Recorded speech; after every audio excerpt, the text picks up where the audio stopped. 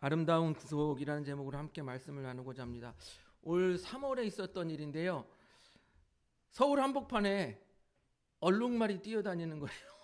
예, 서울 한복판이. 그럼 어떤 사람들은 막 이런 말을 하는 사람이 있어요. 네가 왜 거기서 나와? 그런 말을 하는 사람들이 있는데, 이 얼룩말이 어디서 나왔냐? 대공원에서 탈출했다고 합니다. 서울 어린이대공원에서 탈출했다고 하는데 그 얼룩말의 이름이 참 예뻐요.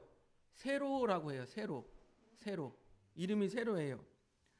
이 얼룩말 세로가 왜 동물원에서 탈출했는지 그 사연을 들어보면은 우리가 이해가 되는 부분이 있어요. 무엇이냐면 이 세로라는 말은 얼룩말은 2019년도에 태어났다고 합니다. 서울대공원에서 어린이대공원에서 태어나서 세로가 태어났고 그 다음에 태어난 지 얼마 안 돼서 2021년 엄마 루루가 세상을 떠났고 그 다음에 22년에는 아빠 가로도 세상을 떠났다고 합니다. 그래서 동물원 측의 설명에 의하면 이 세로가 부모님의 죽음을 맞이하여서 심적으로 너무 괴로워서 방황했다. 여러분 이게 말입니까? 이해가 됩니까? 말입니까? 사람입니까? 부모님을 잃었다고 얼룩말이 방황을 했대요. 방황을. 그래서 대공원을 탈출했대요. 이게 말입니까? 사람입니까? 예. 이 사건을 보면서 무슨 생각이 드냐면요. 아, 이 말도 사춘기가 있구나. 말도 사춘기가 있어. 이 말도 방황을 하는구나. 이런 생각이 들었습니다. 하지만 우리가 이제 다른 방향으로 우리가 생각을 해보면 이렇습니다. 여러분, 얼룩말이 서울 한 도심 한복판에 달릴 때 위험할까요? 위험하지 않을까요? 위험하겠죠. 예. 물론 차도 위험하겠지만 이 얼룩말 자신도 차들이 쌩쌩 달리는데 거기에 막 뛰어다니면 차에 치여서 생명을 잃을 수도 있는 것이죠. 참 위험한 일입니다. 그래서 그런지 동물원 관계자들이 빨리 찾아와서 마취총을 쏴서 동물원으로 데려갔다라고 합니다. 오히려 이 말에게는요, 이 서울 한복판을 뛰어다니는 것보다는 동물원에 차라리 안전하게 있는 것이 더 안전한 인생이 아니라 마생이 되는 것이죠. 마생. 예. 그런데 우리도 이 얼룩말 세로와 비슷한 것 같습니다. 무엇이냐면 참 연약하고 어릴 때 나에게 정말 좋은 것이 무엇이고 나에게 정말 나를 이롭게 하는 것이 무엇인지 잘 모른다라는 거예요. 그래서 사춘기 청소년같이 이 세상을 방황하다가 나중에 철이 들어서 아, 내가 잘못 살았구나. 그렇게 생각하는 게 우리의 인생이라는 것입니다.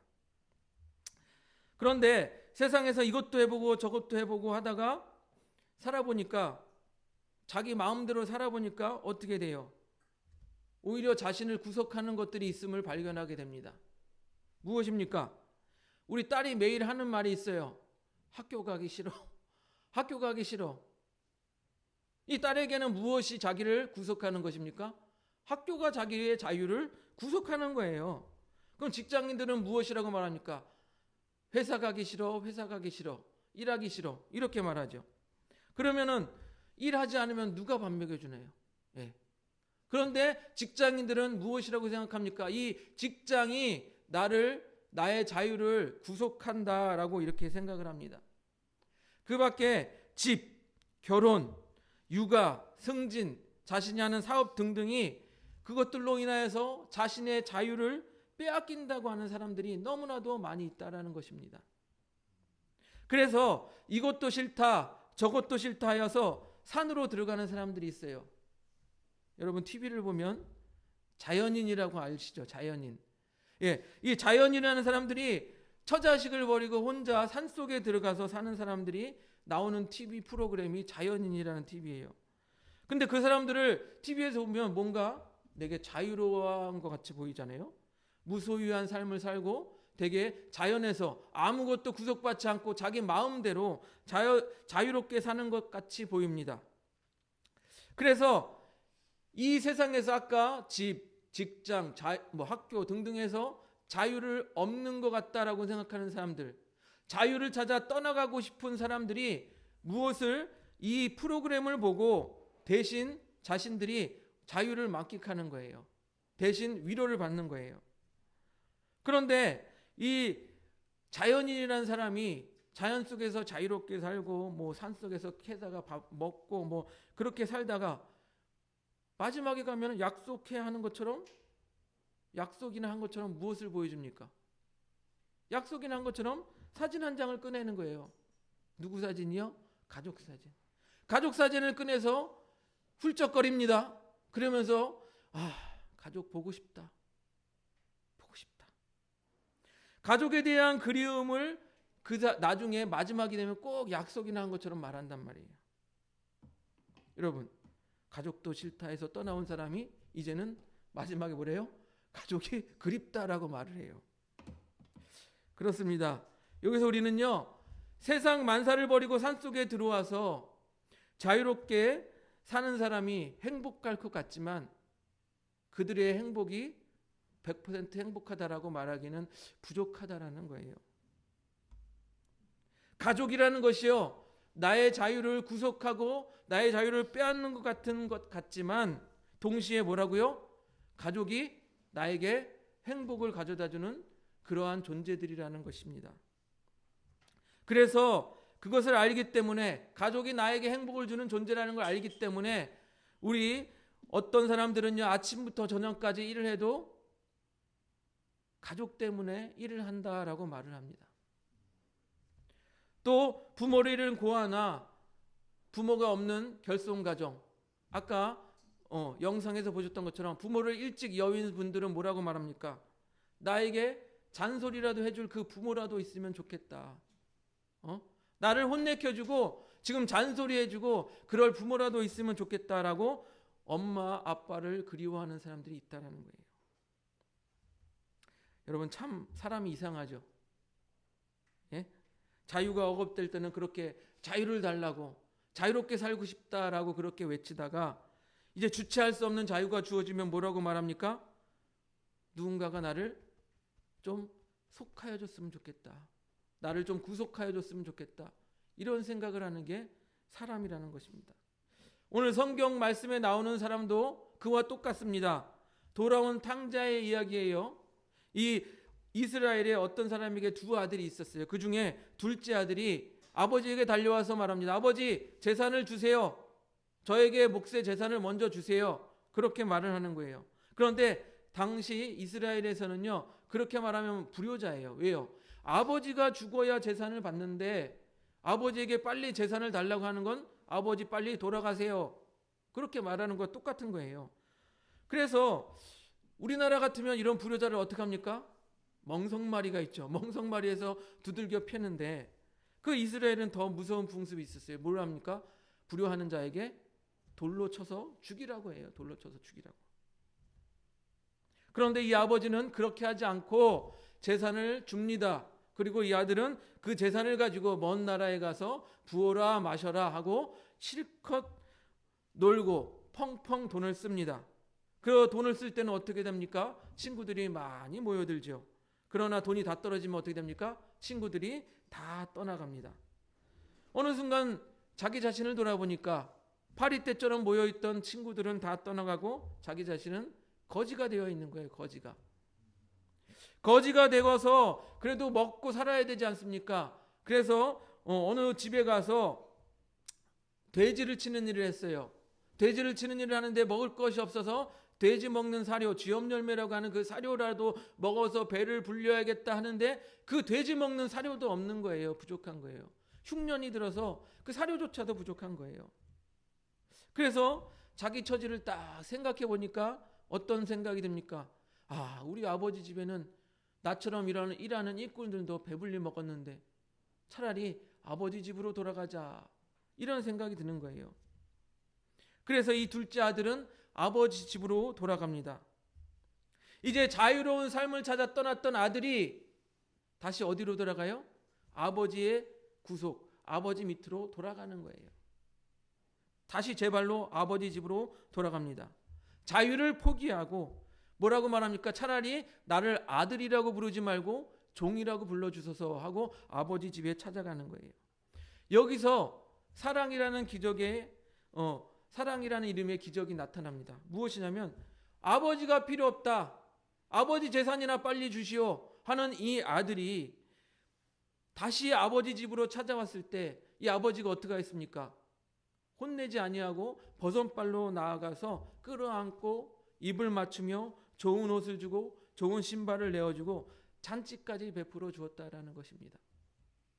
그 아버지의 사랑이 기적처럼 나타났다는 거예요. 우리도 마찬가지입니다. 우리가 세상에서 일이 잘 풀리고 잘 나갈 때는 눈에 보이는 게 없어요. 하나님? 우리 눈에 보이지 않아요. 내가 지금 잘하니까 잘 나가는 거지. 내가 지금 능력이 있으니까 이렇게 잘하는 거지. 자신이 잘나서 돈 잘 번다라고 생각을 합니다. 자신이 잘해서 일이 잘 풀리는 거라고 생각을 합니다. 그래서 또 주위에 교회 좀 나오라고 하는 말이 들리지 않아요. 야, 너나 믿어라. 너나 실컷 믿어라. 하지만 잘 나가는 시절이 끝나고 인생의 밑바닥으로 떨어질 때, 인생의 나락, 인생의 벼락 끝에 떨어질 때 어떤 생각을 합니까? 누군가가 나를 좀 붙잡아 줬으면 좋겠다라고 생각합니다. 인생의 밑바닥으로 떨어져서 저기 한강다리 밑에서 자살하려고 할 때 누군가가 나를 좀 붙잡아 주지. 나를 죽지 아니하도록 좀 붙잡아 주지. 이런 마음이 들 거예요. 누군가가 자신을 위로해 주었으면 좋겠다라는 생각이 들고, 누군가가 자기 곁에 있어주면 좋겠다라는 생각이 들고, 누군가가 자신을 돌봐 주었으면 좋겠다라는 생각이 들고, 누군가가 나를 구속해 주었으면 좋겠다라는 생각이 드는 게 이 사람의 마음이라는 것입니다. 그때 우리 아버지 되는 하나님께서 두 팔을 벌리고 우리를 맞이할 준비를 하고 계신다라는 것입니다. 내가 너를 붙잡아 주마. 내가 너를 위로해 주마. 내가 너의 곁에 함께하며 지켜주마. 너를 돌보아 주마. 너를 구속해 주마 하는 것이 하나님 아버지라는 거예요. 그렇게 아버지 앞으로 돌아왔던 이 둘째 아들 탕자가 아버지 앞에 툭 무릎을 꿇고, 아버지, 저는 아버지 앞에 죄를 졌으니까 이제는 아들이라고 하지 마시고 종으로 그렇게 불러주세요. 그렇게 통회하는 마음으로 자기의 죄를 고백합니다. 우리도 그렇죠. 하나님이 필요 없어. 그냥 이 세상 나 뜻대로 내 마음대로 살고 싶어. 그렇게 살았던 사람이 하나님 앞에 나와서 고백하면 되는 거예요. 하나님, 저는 죄인입니다. 그동안 하나님이 필요 없다라고 생각했는데 나의 죄를 용서해 주시고 구원해 주실 분은 하나님밖에 없습니다. 그 하나님께서 보내주신 예수 그리스도를 믿겠습니다. 이렇게 나아가면 하나님 아버지께서 두 팔을 벌리고 우리를 맞아 주신다라는 것입니다. 그 하나님의 마음이 오늘 말씀에 너무나도 잘 표현되어져 있어요. 무엇입니까? 내 아들이 죽었다가 살아났다. 내 아들을 잃었다가 다시 얻었다. 그 아버지의 마음이 담겨 있는 거예요. 내 딸이 죽었다가 살아났다. 내 딸을 다시 얻었다. 잃었던 내 딸을 다시 얻었다. 이게 아버지의 마음이라는 것입니다. 즉 하나님께서는요, 우리가 하나님께로 돌아오기를 기다리신다라는 것입니다. 그리고 우리가 하나님께 돌아가기만 하면 어떻게 했다고요? 이 돌아온 아들처럼 맞아주시고 안아주시고 좋은 옷, 좋은 신발 다 허락하시고 모든 것 회복시켜 주시고 아들로 삼아주신다라는 거예요. 딸로 삼아주신다라는 거예요. 여러분, 이 이야기가 아버지가 아들에게 자유롭게 살아보게 함으로 그 아버지의 품의 소중함을 알게 하였듯이 우리 하나님께서도요, 우리 인간에게 자유를 주셨어요. 어떤 자유를 주셨습니까? 이 세상에서 마음대로 살면서 하나님을 믿지 않을 수 있는 자유, 또한 자기가 스스로 하나님께 나아가 하나님을 믿을 수 있는 자유, 이 자유를 우리에게 주셨다라는 거예요. 그런데 이 자유를 어떻게 사용했습니까? 우리 사람이 하나님을 믿는 데에 사용하는 게 아니라 하나님을 믿지 않고 자기 멋대로 사는 데 사용했다라는 거예요. 아까 말씀드린 이 탕자처럼 아버지가 그에게 그래 재산을 나눠줄게. 이 재산을 줬던 이 자유, 그 자유를 세상에 나아가서 방탕함으로 사용했던 것처럼 우리도 하나님께서 우리에게 주신 자유를 어떻게 사용합니까? 내 마음대로 사는 그 방탕함으로 사용한다라는 것입니다. 이렇게 하나님이 주신 놀라운 사랑과 은혜를 우리는 어떻게 사용합니까? 방종으로 사용하는 경우가 많이 있다라는 거예요. 제가 말씀드린 적이 있는데 이 제 딸의 비유를 다시 한번 말씀드리겠습니다. 제 어린아이 딸이 어렸을 때입니다. 딸이 어려서 이쪽 친가나 외가 쪽에서 사랑을 많이 받으며 자랐어요. 그래서 용돈을 많이 받았습니다. 그러면 어렸을 때 용돈을 받으면 어떡합니까? 예, 부모가 이렇게 해서 통장에 이렇게 차곡차곡 저금을 해줬어요. 그런데 딸이 어렸을 때는 제가 신학교를 다니면서 돈이 없어서 다 쓰고 말았어요. 그러다가 이제 아이가 조금 커서 돈에 대한 개념을 알게 되었을 때 이제 통장에 이렇게 차곡차곡 저금을 넣어줘서 야 이거 네 통장에 돈 있어 이렇게 보여주었습니다. 그런데 이 아이가 어느 순간 간이 커진 거예요. 비싼 장난감을 사겠다고 하는 것입니다. 그러면 저는 안 된다고 말합니다. 그럼 아이가 저에게 말합니다. 왜 안 되는데? 그럼 저에게 묻습니다. 그럼 제가 이렇게 말해줍니다. 아빠 돈 없어. 그러면 딸이 저에게 말합니다. 아 괜찮아. 나 통장에 90만 원 100만 원 있어. 그걸로 살면 돼. 그러면 저는 이렇게 말합니다. 안 돼. 그 돈 모아서 너 나중에 중학교 가면 교복 사고 고등학교 가면 교복 사고 해야 돼. 그럼 옆에서 아내가 한마디 더 거드려요. 아 모아서 나중에 대학교 가면 등록금 내야지. 그럼 딸이 화가 나서 소리를 빼락 지르는 거예요. 내 돈인데 왜 안 돼? 내 마음대로 쓰고 싶은 내 돈인데 왜 안 돼? 그렇습니다. 여러분 그 돈이 아이 돈 맞죠? 예, 그 아이 돈 맞아요. 그런데 이 아이가 자기의 돈을 정말 바르게 잘 사용할 수 있습니까? 아니죠. 잘 사용할 줄 모르는 거예요. 아까 탕자가 허랑방탕하게 사용하였던 것처럼 아직 어린 아이에게는 이것을 자기 거라고 해도 마음대로 사용할 때 방탕하게 사용한다는 것입니다. 자유라는 것을 사용할 줄 모르는 거예요. 우리 어른들이 볼 때는 이 아이가 100만 원이 주어지고 200만 원이 주어 1000만 원이 주어졌어도 그 자유를 자기가 바르게 사용하기보다는 방탕하게 사용한다는 것입니다. 이 탕자의 아버지도 다 알았을 거예요. 아, 내가 이 재산을 주면은 이 아들이 탕진할 것을 다 알았을 거예요.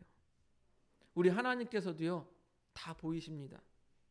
우리가 하나님께서 우리에게 자유를 주었을 때 우리가 어떻게 방종으로 사용할 것인지 하나님께서 다 보이세요. 그럼에도 불구하고 우리 하나님께서는요, 우리가 하나님 앞으로 돌아오기를 바라시고 기다리시는 거예요. 우리 하나님께서도 그런 시선으로 우리를 바라보고 계실 겁니다. 야, 니네 자유를 줬는데 니네 허랑방탕하게 사용할 줄 알아. 하지만 나에게 돌아오기를 나는 기다리고 있단다. 이게 하나님의 마음이에요.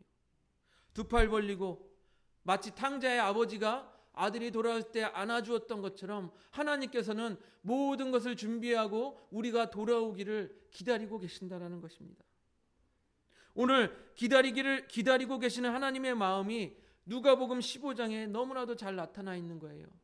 여러분, 우리가 읽었던 탕자의 비유 이전에 누가복음 15장을 보면요, 이런 말씀이 있어요. 예수님께서 세리와 죄인들과 함께 하셨다. 그러면서 그들에게 이 말씀을 비유로 말씀을 하시는 거예요. 먼저 71마리의 양의 비유를 하십니다. 어떤 사람이 양이 100마리가 있어요. 그런데 한 마리를 잃어버렸어요. 그러면 우리는 이렇게 생각해요. 한 마리 잃어버렸지만 99마리, 99마리가 있으니까 괜찮아. 그런데 이 주인은 이 잃어버린 한 마리 양을 찾기 위해서 99마리를 그대로 두고 열심히 들로 산으로 찾으러 다닌다라는 거예요. 이게 바로 하나님의 마음이라는 것입니다. 잃어버린 한 마리 양을 찾았을 때 더욱 기뻐한다. 이 99마리보다 이 잃어버린 한 마리 양을 찾았을 때 더욱 기뻐한다라고 말씀은 기록하고 있습니다. 죄인 한 사람이 회개하면 하늘에서 회개할 것이 없는 의인 99으로 말미암아 기뻐하는 것보다 더욱 기뻐한다라고 기록하고 있는 것입니다. 그 다음에 잃은 드라크마 이야기도 마찬가지입니다. 드라크마는 은전이에요. 은으로 만든 동전입니다. 어떤 여자가 이 드라크마 은전 10개가 있었어요. 드라크마나 10드라크마가 있었는데 하나를 잃어버렸어요. 그런데 그 9드라크마가 있으니까 괜찮아 이렇게 생각할 수도 있는데, 이 여인은 이 잃어버린 한 드라크마를 찾기 위해서 쓸고 닦고 등불 켜고 빗자루로 막 등불로 비춰보고 그렇게 찾을 때까지 노력하다가 결국에는 찾고 그 잃어버린 한 드라크마를 찾았을 때 이 가지고 있던 9드라크마가 있는 것보다 더욱 기뻐하는 것입니다. 이것이 바로 하나님의 마음이에요. 하나님이 우리를 그렇게 기다리고 또한 찾고 계신다라는 것입니다. 돌아와라. 나에게로 돌아와라. 내가 너를 향해 두 팔을 벌리고 기다리고 있다. 이게 바로 하나님 아버지의 마음이십니다. 돌아가기만 하면 무엇이 회복되어집니까? 부족하고 연약하고 힘든 모든 일들을 회복시켜 주시고 그렇게 회복시키기 위해서 하나님께서 기다리고 계신다라는 것입니다.